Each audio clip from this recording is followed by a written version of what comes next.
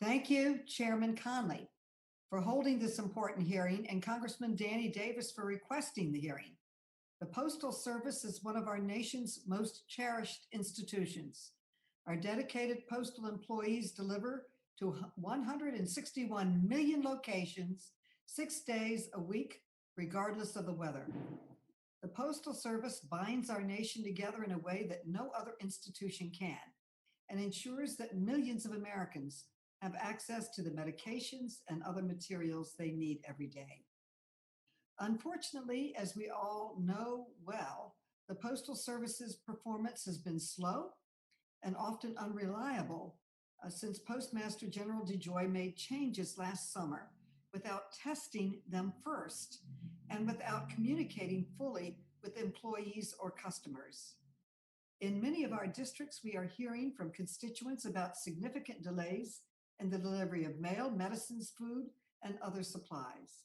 These delays are especially concerning and potentially life-threatening to affect many Americans, impacting many people who rely heavily on the Postal Service for essential items.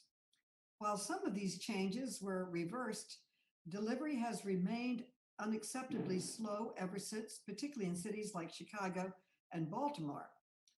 We understand that the pandemic has made staffing difficult for the Postal Service and that it has been facing record-breaking package volumes, particularly during last year's peak season in December.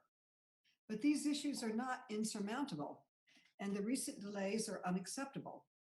In fact, it is the responsibility of the Postal Service and Postmaster General DeJoy in particular to find ways to overcome these difficulties and get mail delivered on time.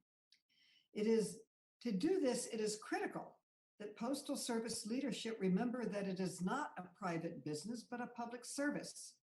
We all want the Postal Service to be financially viable. That's why we have been working together to get the Postal Service Reform Act on the floor as soon as possible.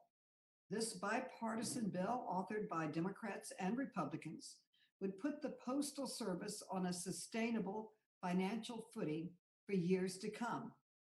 But allowing service to suffer while at the same time increasing prices will not increase the public's faith in the Postal Service.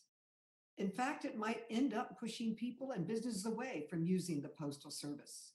We must not allow the Postal Service to fail. It must continue providing the critical services that millions of Americans depend on. I want to thank the ranking member and the chairman for calling this hearing, and I look forward to today's discussion. Thank you again, and I yield back the balance of my time.